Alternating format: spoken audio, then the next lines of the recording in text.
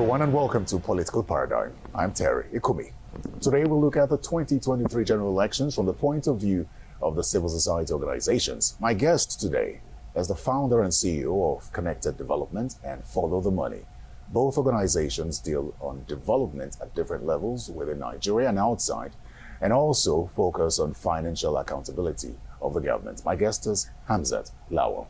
Welcome to Political Paradigm, Hamzat. Thank you for having me, Terry. Well, we're looking at the 2023 general elections from the point of view of the CSOs, and we understand how important CSOs are to development at every level. And of course, the elections is just about 3 months now to the elections, and I know that you are particular about development, social good, financial accountability of government, and this is where it starts from, getting the right person in place, right?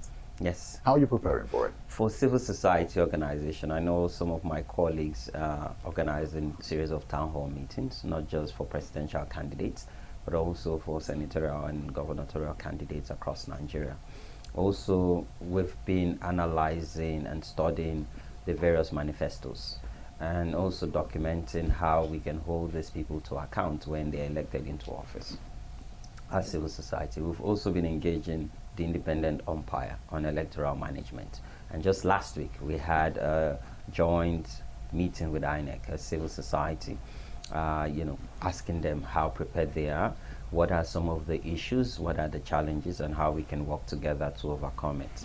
INEC is now reviewing submission of who they would announce as accredited voters. And for us, we're committing to deploy over 20,000 observers, and this is one of the largest in the country. And there's also that conversation with INEC to ensure that they have the capacity to ensure they give us 20,000 tags, and there's that conversation ongoing. Now we're also working to inform security architecture, counter insecurity, and also get the buy-in of citizens. And we've launched the monthly security dossier as Connected Development, looking at where are the flashpoints, what are the gaps, how can we better gather intelligence, how can we ensure and see more coordination amongst intelligence and security agencies across the country. And in the few weeks, we'll host the first ever security roundtable, bringing all the generals, the Nigerian police, who is the apex law enforcement agency, and other law enforcement agency.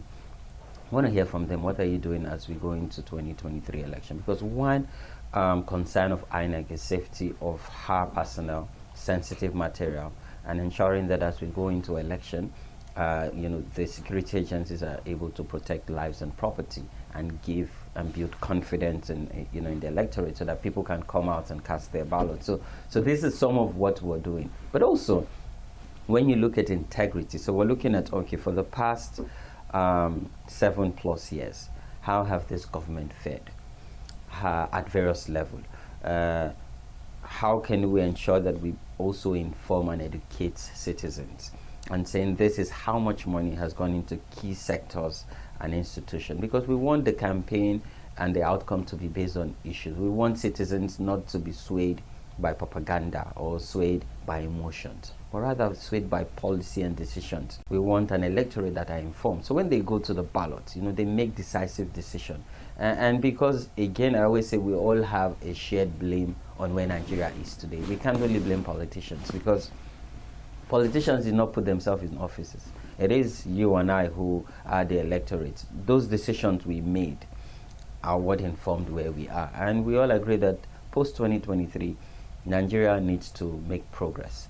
Nigeria needs to see some certain and drastic changes, in investment, in infrastructure, in creating jobs and values, in ensuring that there's inclusion, in ensuring that we're hell-bent on competence, character, capacity, track record, and integrity. So these are some of the things we're doing as civil society across board, and ensuring that data is in the center of all of this.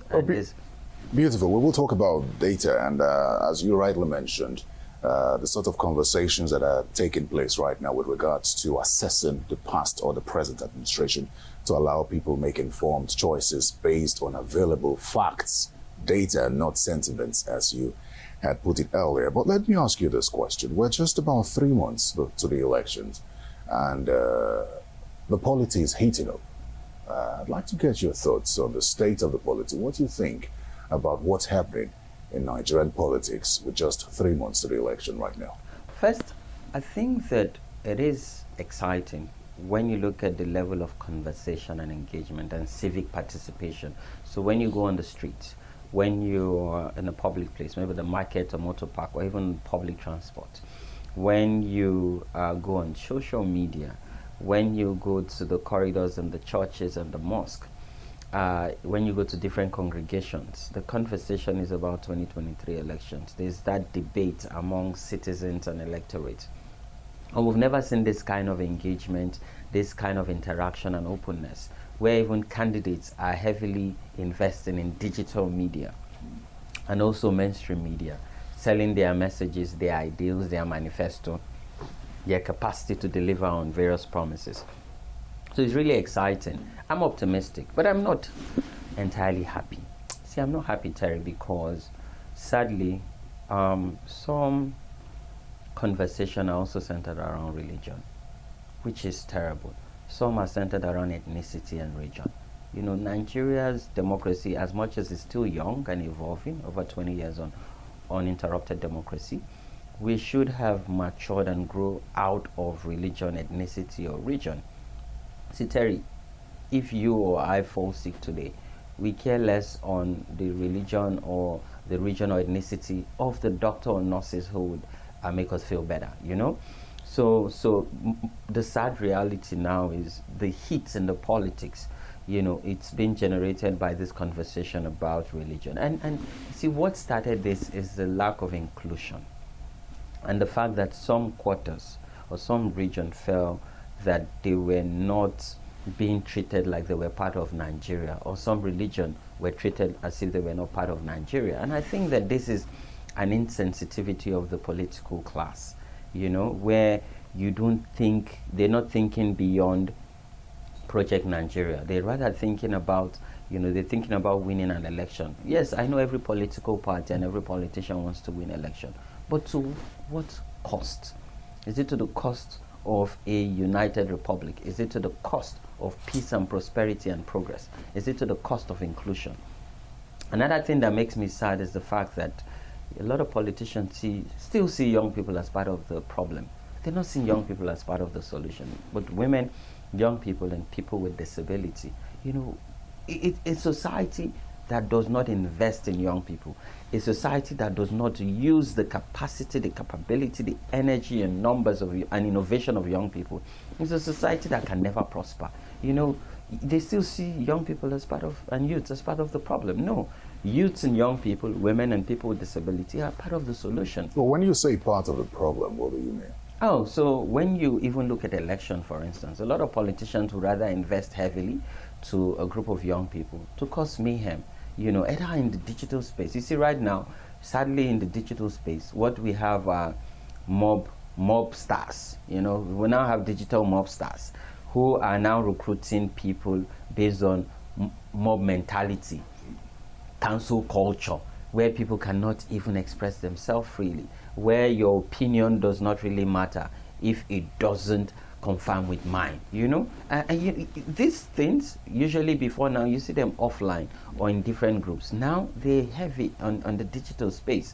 And I'm worried because the digital space is a space for young people where they can air their views, their grievances, and even share ideas and cross-carpet opinions. So I know politicians and selfish and greedy politicians are investing heavily to divide us as young people, you know, and women. So a society that looks down on people with disability, that looks down on women, or that thinks that there's a place for women and there are a place for men, and they're not supposed to be equal in the sense of equity, justice, and fairness. Or you look at young people and say, go and sit down and wait for your time.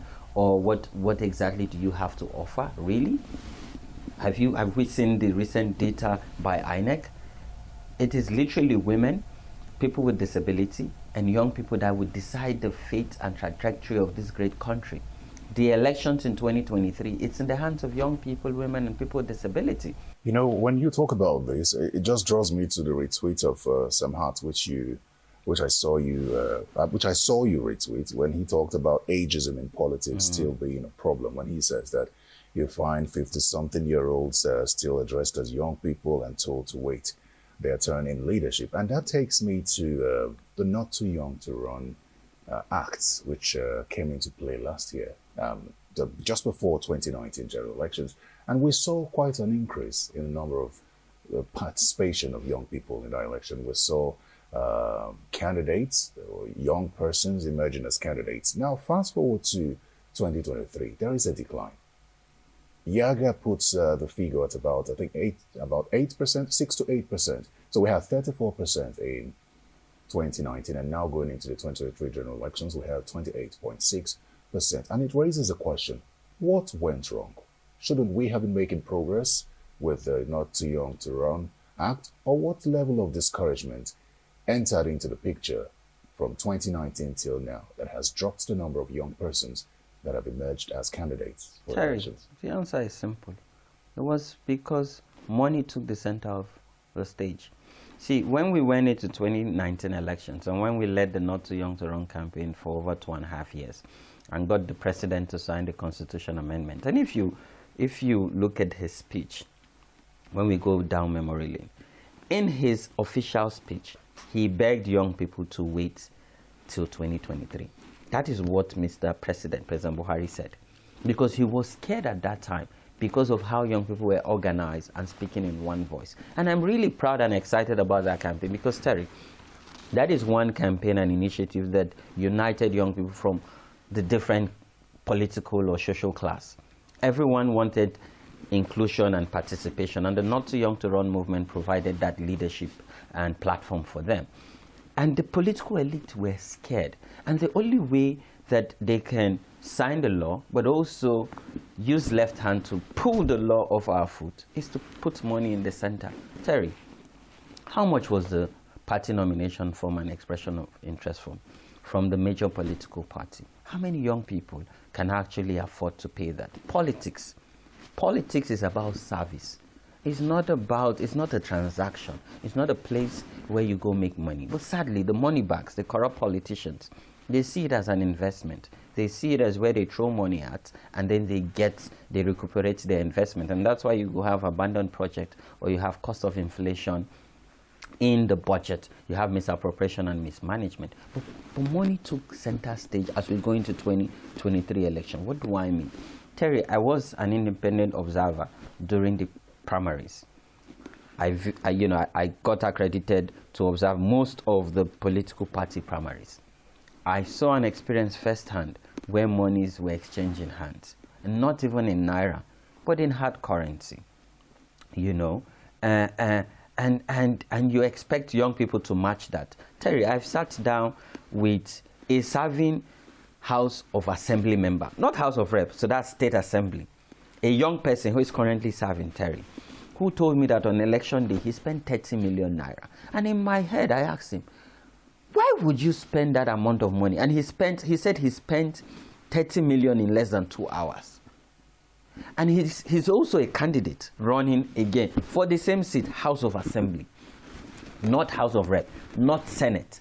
And he said now he has to get 100 million if he must win that election, because he must sort things out with that money and cash.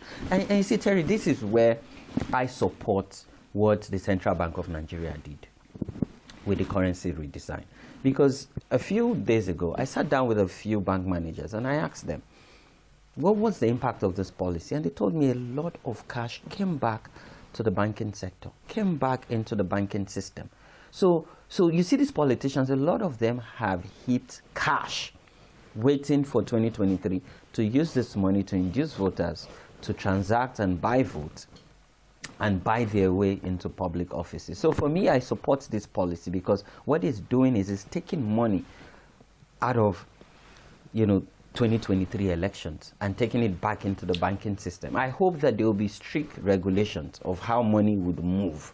And CBN working with the Nigerian Financial Intelligence Unit, the Economic and Financial Crimes Commission, and Independent Corrupt Practices and other related offenses. And most importantly, also the Nigerian police. But does that go to say that come 2023, we would not have an electoral process, or we will not have elections that would be influenced by money. Yes, many people have talked about this move by the CBN, just like you said, and said, yes, it would take away money from the hands of politicians to buy votes on that day. But is that a guarantee that come 2023, we will not have an election or have elections driven by money?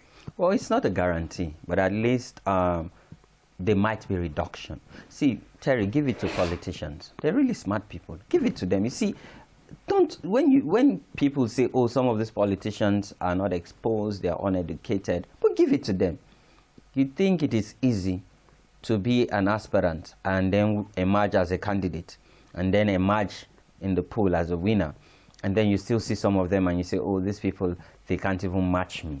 You know, they're not educated, they're not exposed. So what have your education and exposure done for you that has also impacted our dear country? So I give it to politicians. They're really smart people. And I'm sure that they're designing a method of getting this new Naira note and getting bulk of cash that they would use on election day. And I know that, yes, EFCC deployed during Osun and Ekiti elections, and now they're prosecuting the people who they caught, particularly in Ekiti election.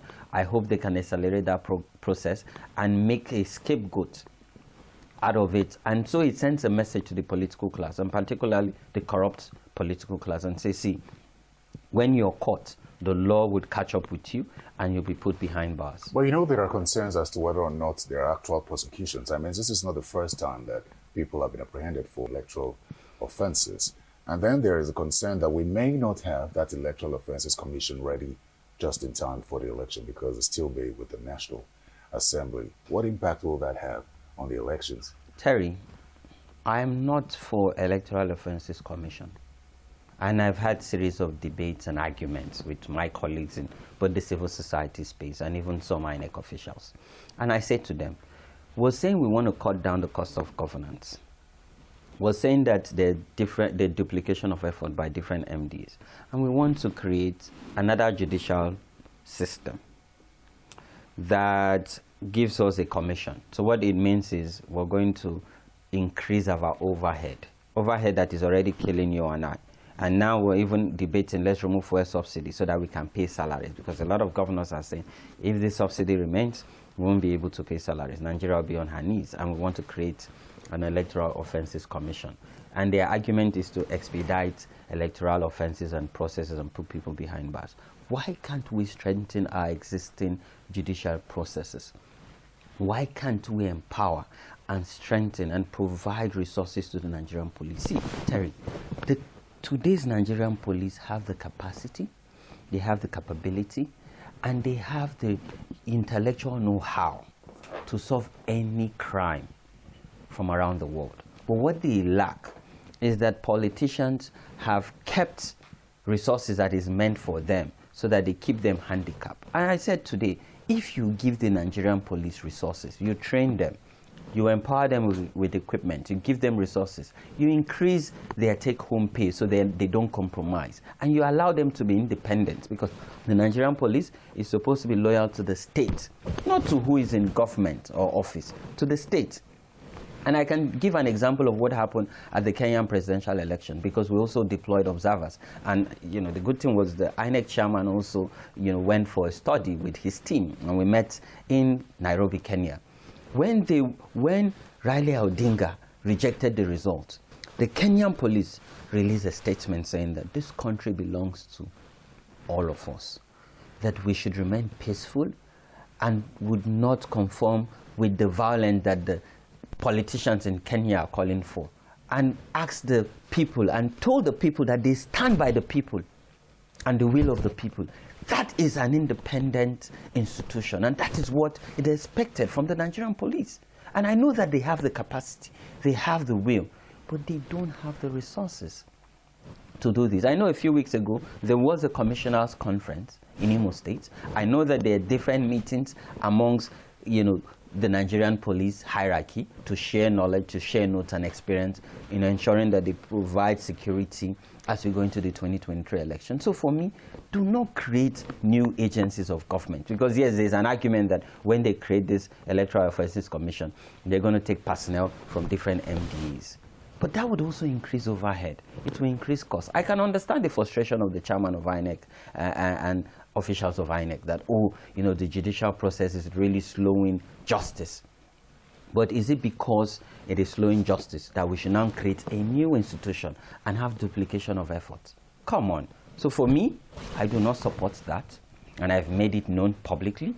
Let us see, the Nigerian police is the apex law enforcement agency in the country as empowered by the Constitution. Let's give them the financial backing. Let's work with them to rebuild back trust. I know that the public perception around the police is bad. Let me ask you this question with regards to election campaign spending limits. Are you as indifferent as many Nigerians who say that it doesn't change anything? The limit has been increased, but it doesn't change anything because it will still not be complied with regardless. Oh yeah, I agree. As much as there is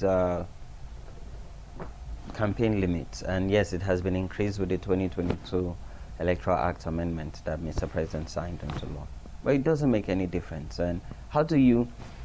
And the question is simple: how do you even track the spending when political parties that are meant by law to submit a report to INEC, they don't submit this report on their campaign expenditure or financing?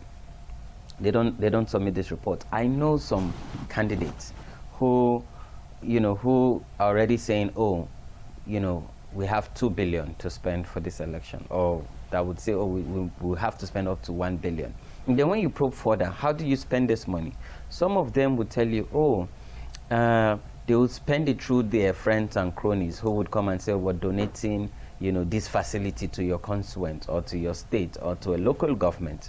But they've really, politicians have mastered how to not only move money around, but how to spend, but not report it that they spend it for their campaign. So they use other people. So it will be as if it's a donation or, it's some charity donation. But no, it's actually their own resources, but they're spending it using someone else, or you're using some other persons. So Terry, it really makes no difference, except there are strict compliance. And when you look at it, INEC is getting overwhelmed, and as we go closer to the elections, they will get more overwhelmed, by both demands from politicians, from the people, and even politicians trying to interfere on how the electoral management body undertake her responsibility. Just recently there was also a court order mandating INEC to resume the voter registration. Why INEC is saying we need time to clean up the register and also print new voter cards.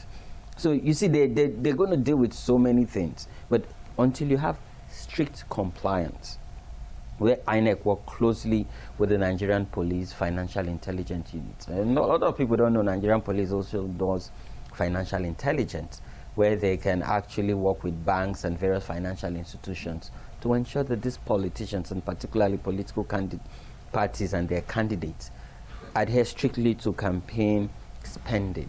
Well, let's stick with INEC now. I know that you're quite confident in the ability of INEC to conduct elections, but I don't know if that takes away the concerns raised by Nigerians following the release of the voters register for underage voting, because clearly this has been a menace for so long, and now as visible as it is, even though the electoral umpire says that it is good that Nigerians are making these observations and it will be addressed, but does that take away the concerns going into the elections of underage voting? Do you see INEC better prepared to address the issue of underage voting in 2023? The interesting part, even if, let's say for instance, when INEC clean up this data and you still have some underage voters who would go out and want to cast their ballots as minors, you have independent electoral observers, you have the media who would report these irregularities. And I'll give you an example as we went into 2019 election. It was Connected Development that reported underage voting in a state in the northwest.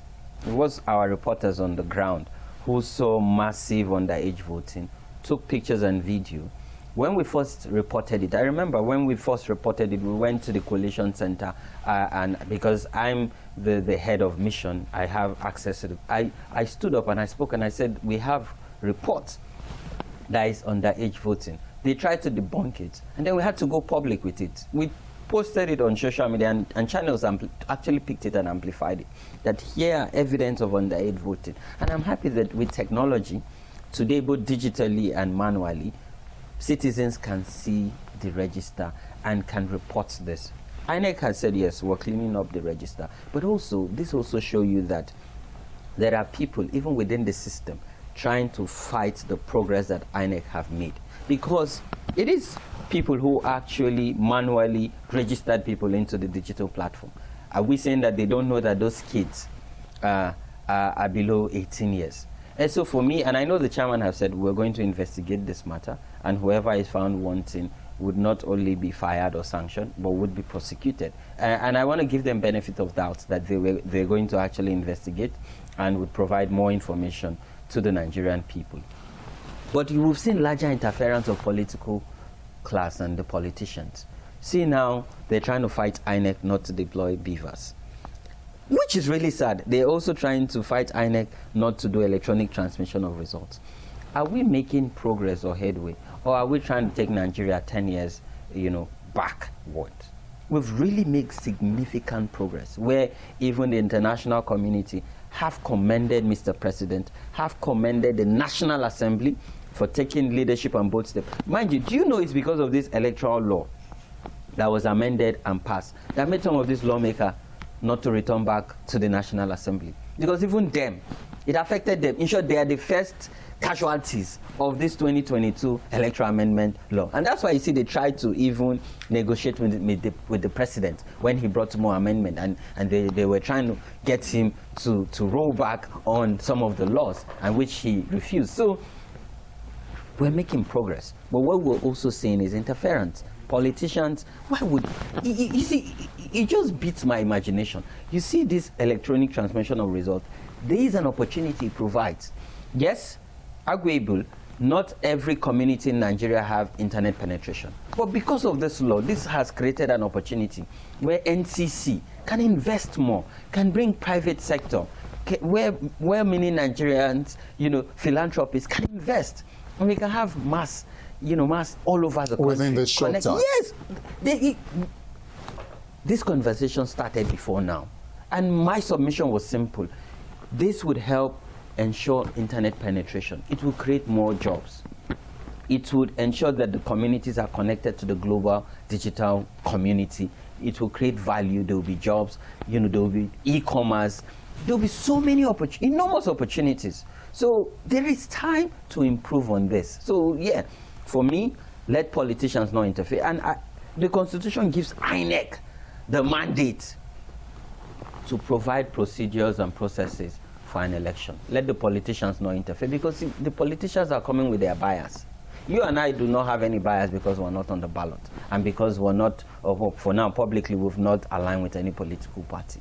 But let's leave INEC to remain independent without any form of interference by the politicians. But some still question how independent INEC is, considering the concerns raised by the CSOs at the time about the nominees for resident electoral commissioners. At the time the voices were loud, it would seem that they're no longer that loud.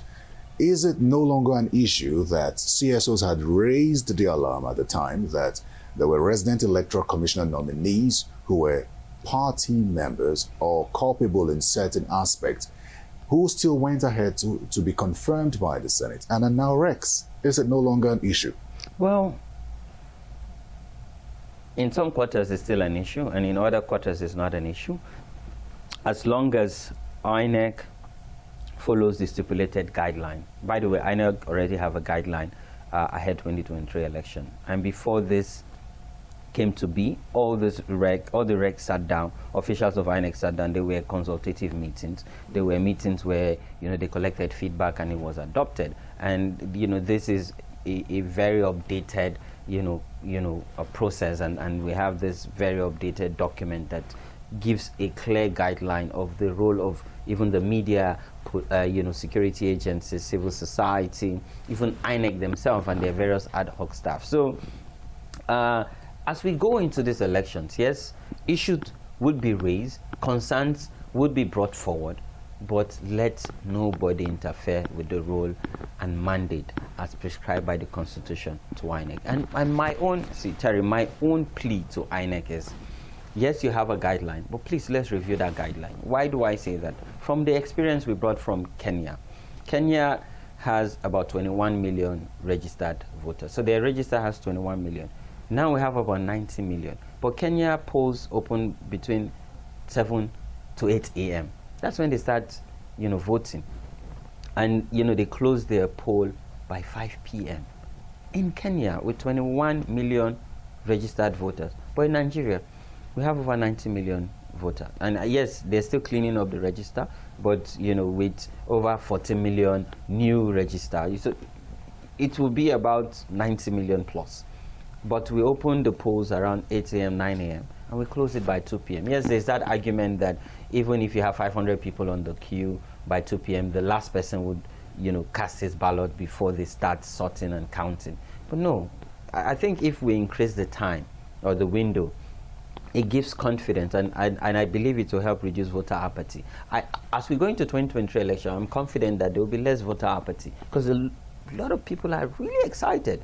I've seen people who have their permanent voters card, but they've never casted their ballot. But for the first time, they want to cast. And you have new first-time voters who are now registered and are waiting to collect their PVCs. And when we send out observers, a lot of people are going to collect their PVCs. So as we go into 2023, there will be less apathy. There will be so much excitement. And that's why I'm calling on the security agencies to ensure that lives and properties are adequately protected and let politicians, again, not interfere. Come on, the world is going digital. The world is global.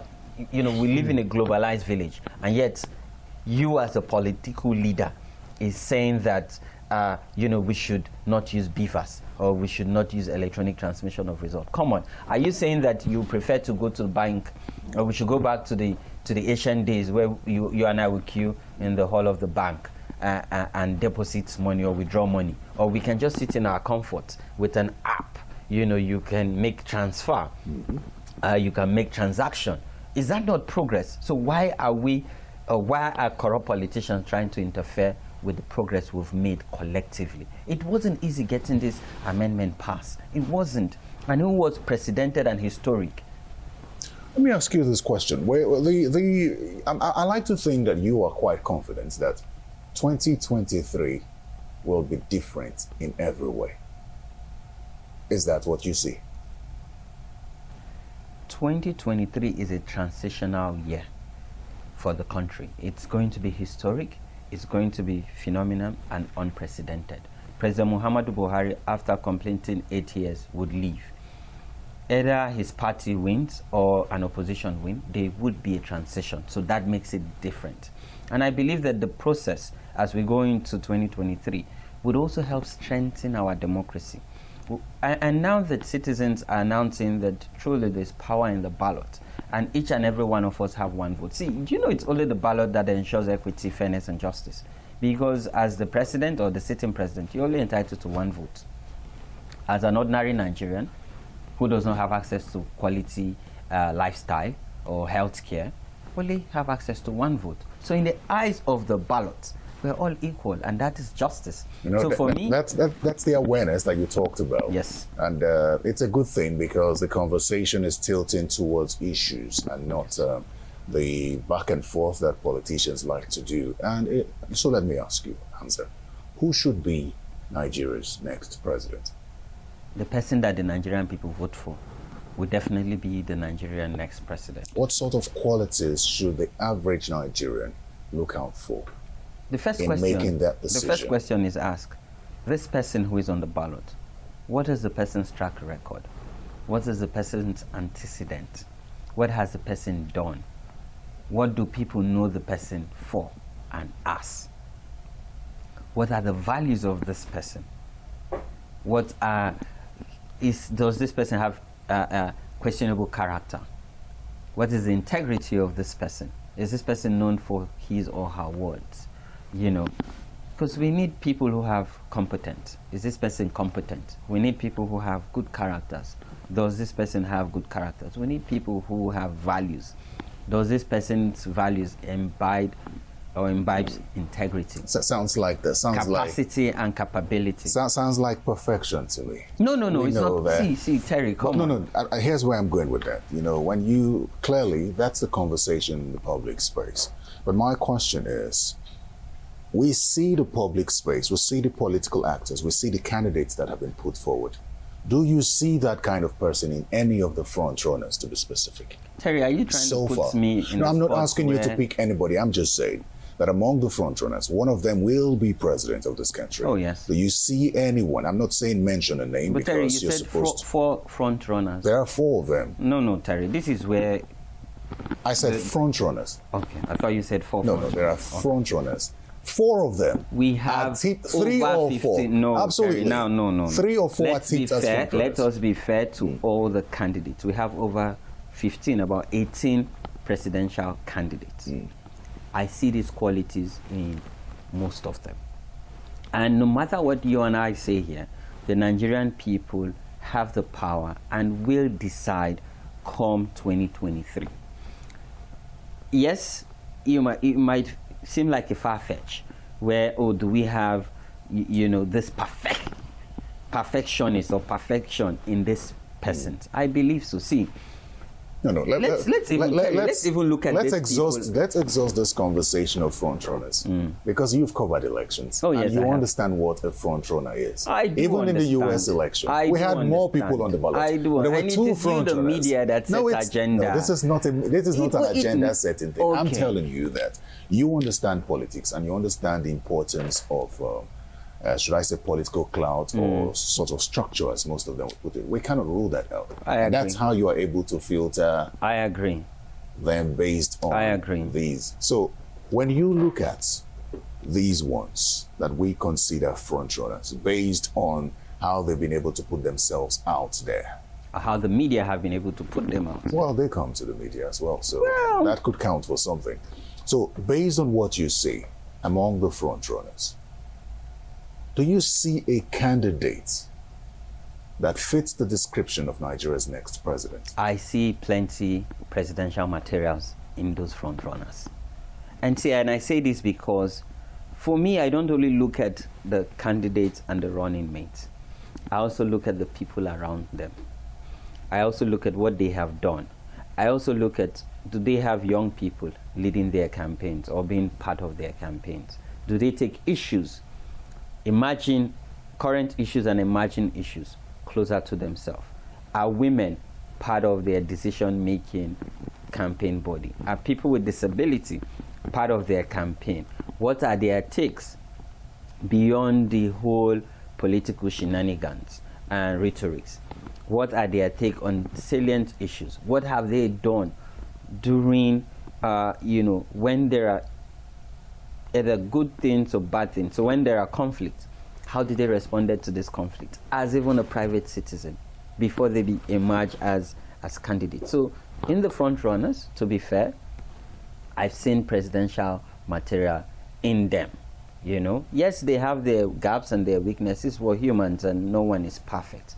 But in these front runners that Nigerians would decide for, as portrayed by the media, one of them would emerge. Do you share the concern of many that the way the conversation around the 2023 general election started off quite good, with the signing of the peace accord also adding something to that, but it would seem that the political class, with the kind of conversations that they're having and engagement, sort of heating up the polity beyond what is supposed to be?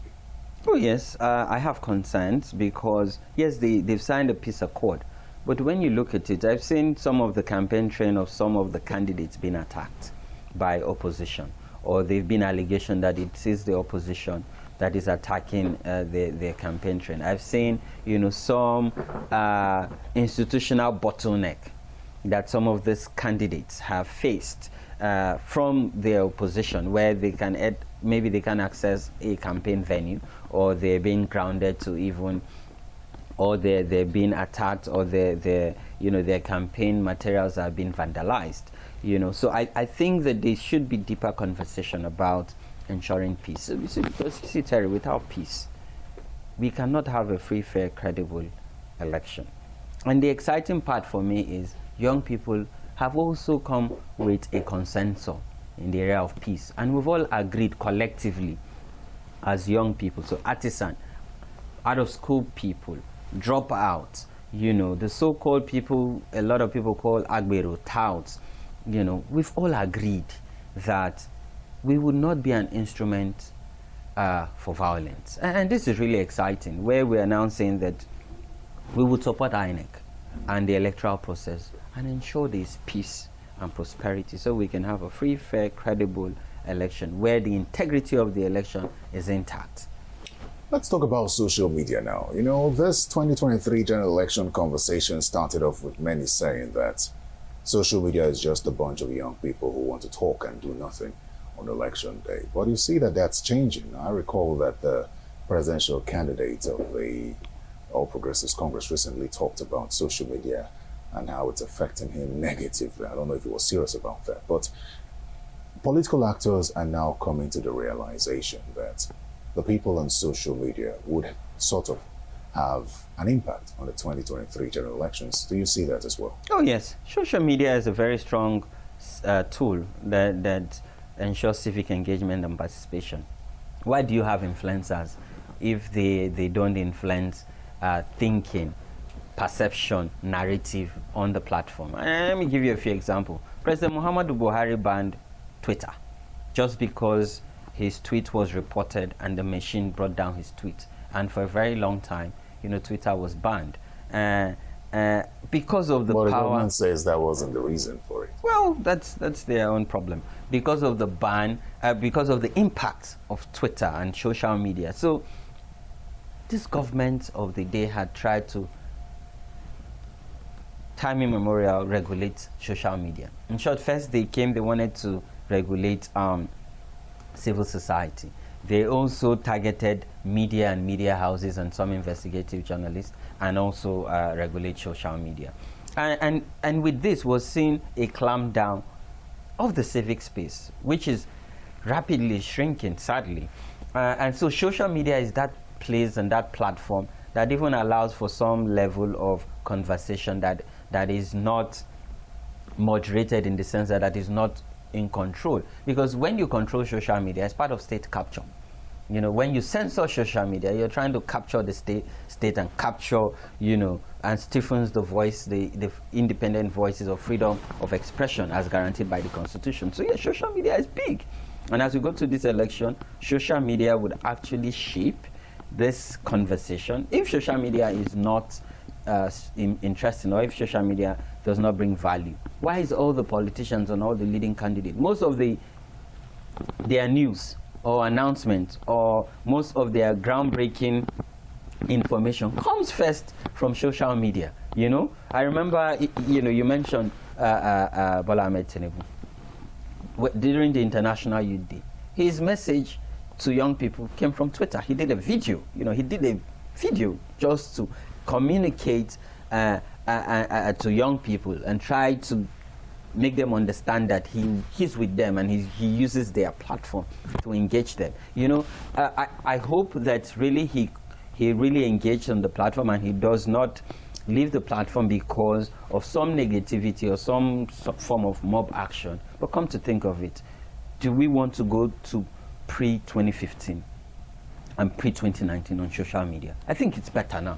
And let's tell ourselves the truth. We know what some people said on Twitter, particularly pre and post 2015 and pre and post 2019.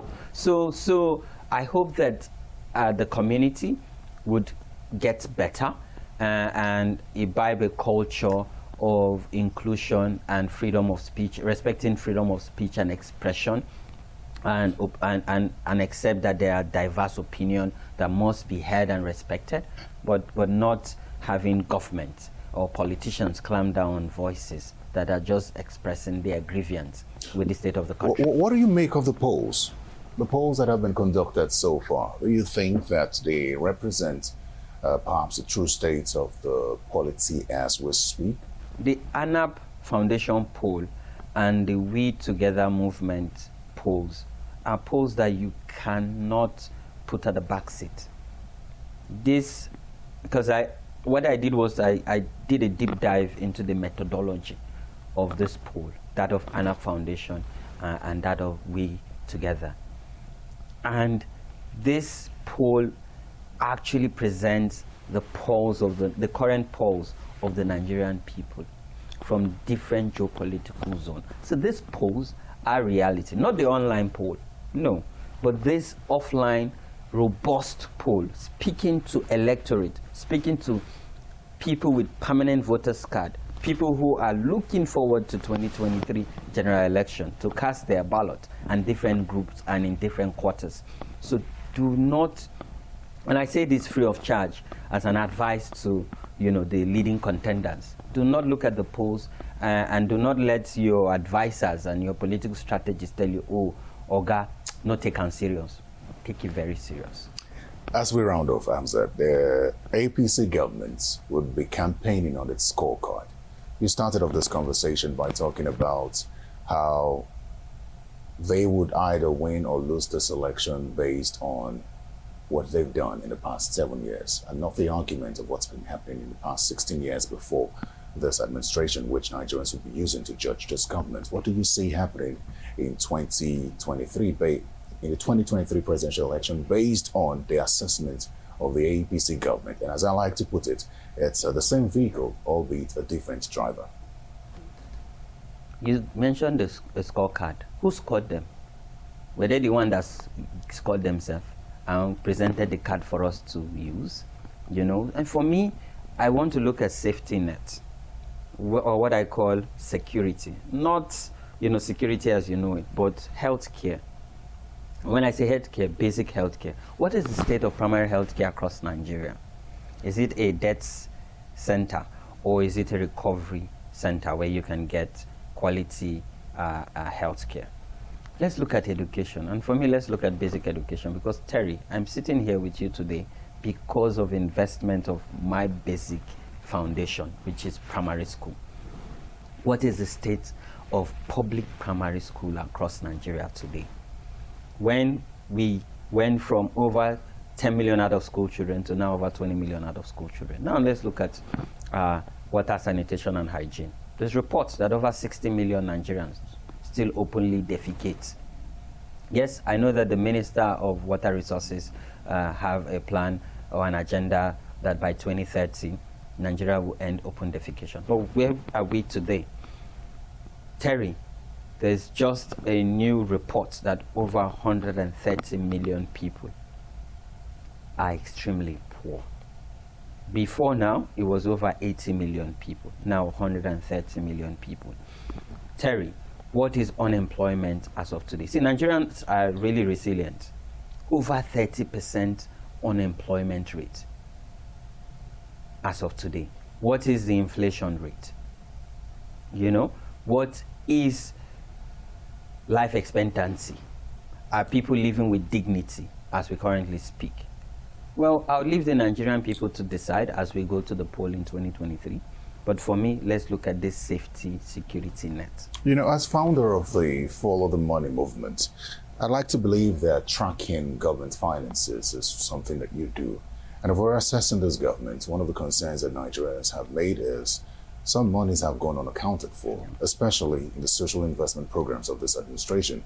Recently, it was revealed that $1 billion has so far been spent. And I think 4.6 billion was spent on training of a third batch of social investment program participants. And it raises a question. How aware are you of these figures, and do they sort of check out?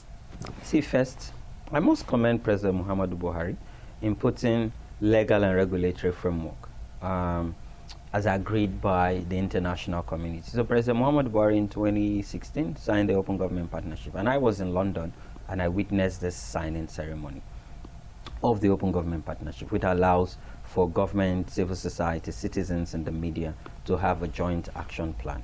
Usually it's two years joint action plan. Terry, sadly, there's a lot of money. You just talked about only the social investment money. Do you want us to dwell into NDDC? Or you want us to even go to, the healthcare? And we saw what happened during the pandemic, where a minister for budget and planning, during the heat of the pandemic, was questioning monies under his ministry or under his purview that was approved and released, and then he was on ground for assessment and nothing was there to show. And he was asking, this is the figures that was released, where are these? You also remember during the heat of the pandemic, where Indomine, that was meant to be provided as palliative to cushion the effects, were being hoarded. We saw also where the Minister of Humanitarian Affairs said they've disbursed over 20 billion within a time frame of 2 weeks. But then we cannot feel, come on, 20 billion, that's a lot of money in the Nigerian context, and we can't feel. So, Terry, it's even simple. So we'll spend all this money for social investment. These monies are supposed to circulate in the economy. So if this money are within the economy, or the coffers of the economy, why are we still experiencing inflation? Why is it that people are still experiencing hardship? So this is simple. I'm not even talking about sophisticated economics here. This is just simple arithmetics. All of this money, you spend it, trader money, market money, conditional cash payment. When schools were closed, homegrown school feeding program. And to be fair, I wasn't kind of doing on-ground assessments. I saw where they were giving foods, nutritious meal to pupils. And I spoke to the head teacher, and he said, yes, they've been over 100% increase in enrollment. That's in Kano State.